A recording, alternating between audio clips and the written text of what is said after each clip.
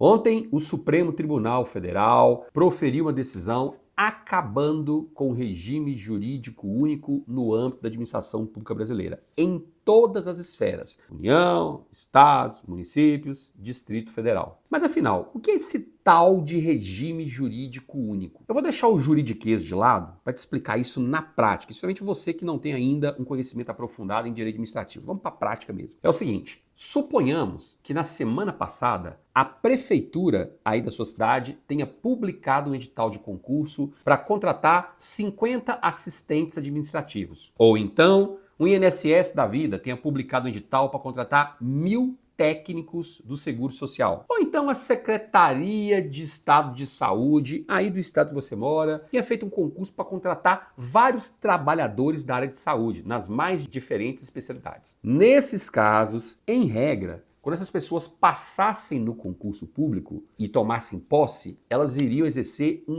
cargo público. Assim que elas assinassem o termo de posse e começassem a trabalhar, elas iam passar por um estágio probatório de 3 anos, seriam avaliadas durante aqueles 3 anos, e ao final desses 3 anos, se elas fossem aprovadas no estágio, então elas iriam adquirir a estabilidade, tão sonhada estabilidade. A partir daí, conquistada a estabilidade, regra geral, o servidor ele só poderia perder esse cargo que ele conquistou em 4 hipóteses. Primeira, decisão judicial transitada em julgado. Suponhamos que o servidor ele tenha cometido um crime de homicídio, aí foi condenado, sei lá, 20 anos de reclusão. Vai perder o cargo público dele, perdi o cargo público. Segundo, processo administrativo em que fosse assegurado contraditório e ampla defesa. O servidor recebeu propina para fazer uma coisa errada lá, foi instaurado um processo administrativo dentro do órgão que ele trabalha e aí ele foi demitido daquele processo administrativo. Terceira hipótese, insuficiência de desempenho. Aqui é uma coisa mais teórica por enquanto, porque desde lá de trás a gente já vem falando que o servidor público pode perder o cargo por insuficiência de desempenho. Só que a lei que regulamenta essa matéria ainda não foi criada. Então, em tese, hoje, para perder por insuficiência de desempenho é bem complicado. E quarta hipótese, quando o município, estado ou união está gastando mais do que pode com os servidores públicos, aí para cumprir a lei de responsabilidade fiscal, pode começar a dispensar servidores públicos. A gente fala de exoneração, né? Exonerar servidores públicos. Inclusive, em último caso,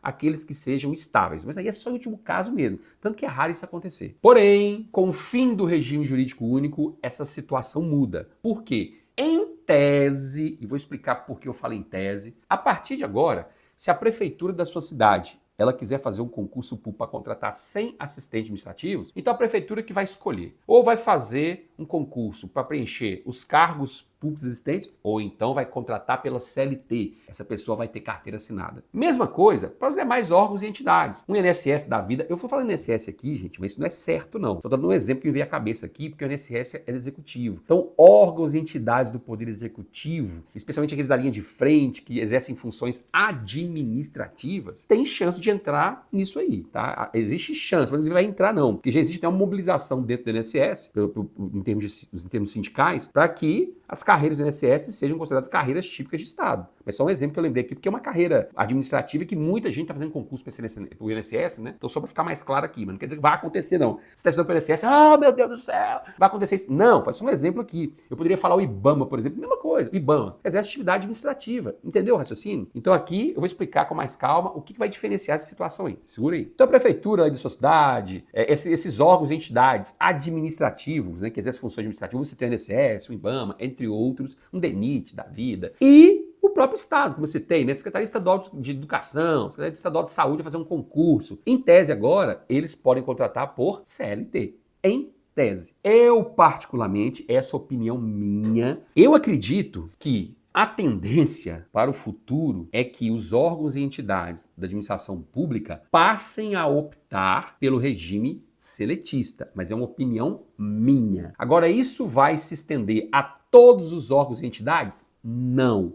Mas aqueles que puderem, digamos assim, na prática fazer, eu acredito que vão fazer. Uai, professor, mas aí é muito mais fácil porque se um município, por exemplo, a prefeitura contrata por CLT, pode demitir a hora que bem entender? Não é bem assim, não. Olha só, se você faz um concurso público para trabalhar no Banco do Brasil, na Caixa Econômica, numa Petrobras, nos Correios, você é seletista. BNDES agora tem um concurso recente, né? Petrobras tem muito concurso aí. Gente, todo mundo seletista. Agora a pergunta que eu te faço é a seguinte: quantas pessoas você conhece que já trabalharam no Banco do Brasil, Caixa, Correios e que foram demitidas? Eu, particularmente, só conheço uma. Olha que eu trabalho com concurso público há muitos anos, quase 20 anos. Só conheço uma. E nesse caso, porque fez coisa errada lá também, por isso foi demitido. Merecia, digamos assim, né? É porque o Supremo Tribunal Federal já decidiu também que para demitir alguém que passou no concurso público e ocupa um emprego público, ou seja, é seletista, a decisão tem que ser motivada. Vou te dar um exemplo. Eu trabalhei muito tempo no setor bancário. Então, olha só. Às vezes, eu chegava para trabalhar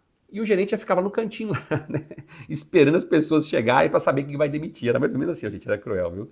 Por isso que eu fui pro serviço público. Então, se eu chegasse com o cabelo atrapalhado um dia, o gerente fala assim: Fabiano, vem cá. Tá demitido. Eu não precisava perguntar por quê. Eu ia falar, porque eu quis. É assim que funciona na iniciativa privada. Na administração pública, não. Se você passa no concurso para trabalhar numa Caixa, Correio, Banco do Brasil, etc., para você ser demitido ou demitida, tem que ter uma motivação, tem que ter uma explicação plausível para isso. Estou demitindo o Fabiano porque nas últimas avaliações de desempenho ele teve pontuações muito ruins, não atingiu as metas de produtividade, qualidade de serviço, ele não merece continuar aqui no serviço público. Qual é a vantagem dessa necessidade de motivação? Porque você pode questionar. Se você foi perseguido durante as avaliações, você pode comprovar essas perseguições e questionar. Se aquele resultado das avaliações não corresponde à realidade, você pode entrar com ação judicial para anular aquela sua demissão, se ela acontecer. Então você tem argumentos para isso. Então não é tão simples quanto parece demitir um seletista. Claro, é mais simples demitir um seletista do que um estatutário, isso é fato. E aqui eu selecionei algumas das principais dúvidas que eu recebi recentemente sobre esse assunto. Primeiro, Professor, essa decisão é válida para todas as carreiras da administração pública brasileira? a resposta é não. Existem algumas carreiras dentro da administração pública que são consideradas carreiras típicas de Estado. Carreiras típicas de Estado são aquelas importantíssimas que o Estado precisa manter, seus servidores têm que ser protegidos para que o Estado alcance os seus fins. Por exemplo, carreiras de segurança pública. Já pensou a Polícia Militar contratar por CLT? Complicado, né? Então, carreiras de segurança pública, as carreiras diplomáticas, a princípio, as carreiras fiscais. Então, essas são carreiras típicas de Estado. Para essas carreiras, não entra essa regra aí de poder contratar por CLT. O detalhe aqui é o seguinte: se você me perguntar, Professor, vai lá, comece a mencionar aí quais são as carreiras típicas de Estado. eu vou passar vergonha, porque eu não vou saber dizer isso detalhadamente, não. Lembra no governo anterior, quando teve aquela discussão sobre a reforma administrativa, acabar de uma vez por todas com a estabilidade, aquela história toda? Lá começou a haver esse debate de forma mais intensiva sobre quais carreiras realmente integram as atividades típicas do Estado e outras que não entregam. Quais que não integram? Só que como a reforma administrativa acabou ficando engavetada provisoriamente, pelo menos até então, esse debate ele não continuou. Então a gente não tem uma lista que eu posso dizer, ó, essa aqui são as carreiras típicas de Estado. Quer dizer, até tem, mas são poucas ainda. Por outro lado, existem muitas carreiras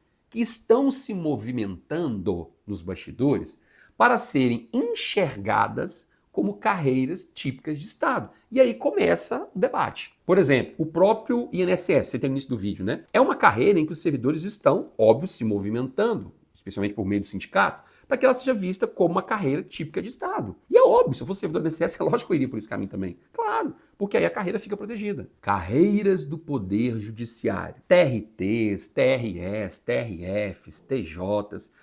É a mesma discussão. Não existe uma lei dizendo As carreiras do judiciário são típicas do Estado.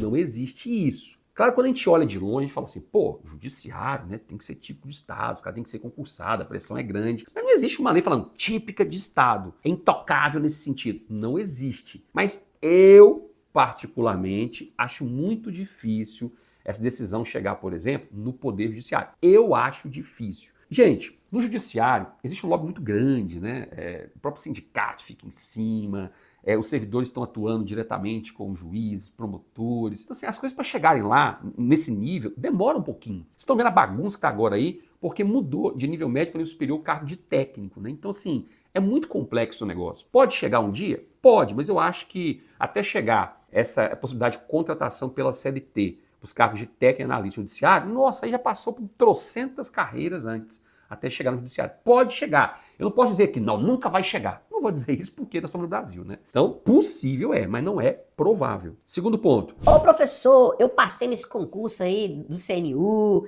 eu passei no concurso recente do TJX, do Ministério Público Y, de TRT, vou passar no TRE, vou passar no TRF. Como é que fica a situação? A princípio, não vai mudar nada. A princípio não vai mudar nada. Porque quando você fez o concurso, o edital estabelecia lá que seria estatutário, 8.112 se fosse na esfera federal. Então, a princípio, não vai mudar nada não. A princípio, continua do jeito que está. Ô professor, mas quando é que isso vai mudar na prática mesmo? Quando é que uma decisão dessa começa a produzir efeitos? Não é tão simples assim. Por quê? Porque agora já foi dado o cartão verde para a administração pública já começar a pensar nisso. Mas, vou te dar um exemplo. Vamos supor que queiram introduzir isso no Poder Judiciário, lá nas carreiras do Poder Judiciário da União. Só um exemplo, tá? O que vai acontecer? Primeiro, eles têm que mudar a lei que trata da carreira no Poder Judiciário da União. Porque você imagina a gente ter um analista judiciário, um técnico judiciário, um é estatutário, o outro é seletista. Cara, olha a bagunça. Um tem FGTS, outro tem todos os direitos trabalhistas, o outro não tem, mas tem estabilidade. Cara, isso vai virar uma bagunça danada. Então, isso tem que estar regulamentado primeiro na lei que trata da carreira. E para mudar de nível médio para nível superior já é uma dificuldade. Imagine reestruturar uma carreira desse nível. Gente, ainda vai demorar um tempinho. Não estou nem dizendo que vai acontecer não, tá? É só um exemplo. Mas se acontecer, ainda vai demorar um tempinho. Outro exemplo, um concurso do INSS da vida, do IBAMA, para que nós tenhamos lá seletista estatutário, a lei que organiza a carreira vai ter que ser reestruturada também, é a mesma bagunça. O mesmo exemplo do judiciário é para o INSS, para o IBAMA, né? Tem que reestruturar a carreira, entendeu o raciocínio? Então não é algo tão simples, vai demandar tempo. E assim, se fosse uma coisa muito rápida, nossa, agora todo mundo vai se empenhar nisso para mudar, para ser judiciário, ser seletista, os outros serem seletistas. Gente, não tô falando que isso vai acontecer não, viu? Daqui a pouco começa a jogar pedrada aqui, né? Os haters começam, né? Para isso acontecer, vai demorar, sei lá, 4, 5 anos para começarem a realmente, né, botar isso em prática, se for acontecer nessas carreiras que você tem aqui, tá? Então é uma coisa assim, que jogam, né, uma sementinha, mas isso é para mais para frente. É o mesmo caso de a possibilidade de perder o cargo por insuficiente desempenho. Tem quantos anos que estão discutindo lá, vamos criar lei que pode fazer o servidor público perder o cargo por insuficiente desempenho? Gente, tem trocentos anos, sei lá, quase 20 anos que esse negócio está lá em debate. E não criam. Toda vez que fala, agora a lei vai ser publicada. Aí vem aquela polêmica, aquela confusão. Ah, vou arquivar esse negócio, deixa quieto, é muita bagunça. É assim. Mas um dia a coisa vai acontecer. Essa lei que faz o servidor público estável perder cargo vai ser aprovada. Um dia vai acontecer. Pode ser daqui a 10, 20, 30 anos, não sei. Mas vão sendo plantadas sementinhas para um futuro acontecer. O Brasil é assim. As coisas acontecem muito de médio e longo prazo. Aí vai minha opinião pessoal. Eu, Fabiano, acredito que isso deve acontecer gradualmente da seguinte forma. Primeiro as prefeituras vão começar a implementar isso porque é mais fácil. Depois os estados, até chegar na União. Em âmbito municipal, eu acredito que isso é bem complicado, tá? Eu vou te dizer, não é coisa simples, não. No âmbito municipal, as coisas são muito caseiras, né? É prefeito muito próximo de servidor, é vereador enchendo o saco, aquela coisa toda, pressionando. Cara, município vai ser complicado. Vai ser complicado. Mas eu acredito que alguns municípios do Brasil vão implementar isso mais rápido. Quando eu falo mais rápido, aí talvez, né? Prazo de um ano ali já começa a implementar em alguns municípios, algum testezinho aqui, outro ali. O município tal implementou, vamos ver como é que vai ser lá, vamos acompanhar. Então eu acho que vai ser mais ou menos essa pegada. Municípios, né? Barra prefeituras, depois ir para os estados, depois até chegar na União. Eu acho que a coisa ainda vai demorar um pouquinho, se acontecer, né? Porque também teve a decisão e pode não acontecer nada. Não, deixa que tá mesmo, já tá bom, continua fazendo estatutário. Brasil é complicado. Mas a sementinha foi plantada. Então vamos ficar de olho, vamos acompanhar. Meu conselho especial para você. 2025 vai ter uma chuva de concursos. 2026 tem eleição presidencial, então em véspera costuma ter muito concurso. Cara, aproveita, já garante a sua aprovação em 2025/2026, que essas mudanças para ser implementadas vai demorar um pouquinho ainda. Então você já passa, já ocupa o seu cargo público, já fica tranquilo, fica tranquila. Pelo menos, né, você já fica mais confortável, porque da mesma forma que pode acontecer essa mudança, também pode não acontecer, esse negócio ficar aí parado, esquecido, como outras modificações também ficarem esquecidas. Mas a gente não pode confiar nisso. Quem é servidor público não muda nada, continua do jeito que está. Ah, porque eu sou do Tribunal X, estou achando que agora eu vou passar a ser seletista. Não muda nada, continua tudo a mesma coisa para você. E claro, concurso público não vai acabar. Ainda que um órgão ou entidade precise contratar pela CLT, vai ter que fazer concurso público. Concurso público não vai acabar. Essas balelas que acontecem aí, gente, concurso não vai acabar. Vai ficar algo parecido, talvez, com o Banco do Brasil, com a Caixa Econômica, com os Correios. Está tendo um concurso grande dos Correios agora. Concurso continua tendo. Só tem esses detalhes que eu expliquei para vocês aqui durante o vídeo.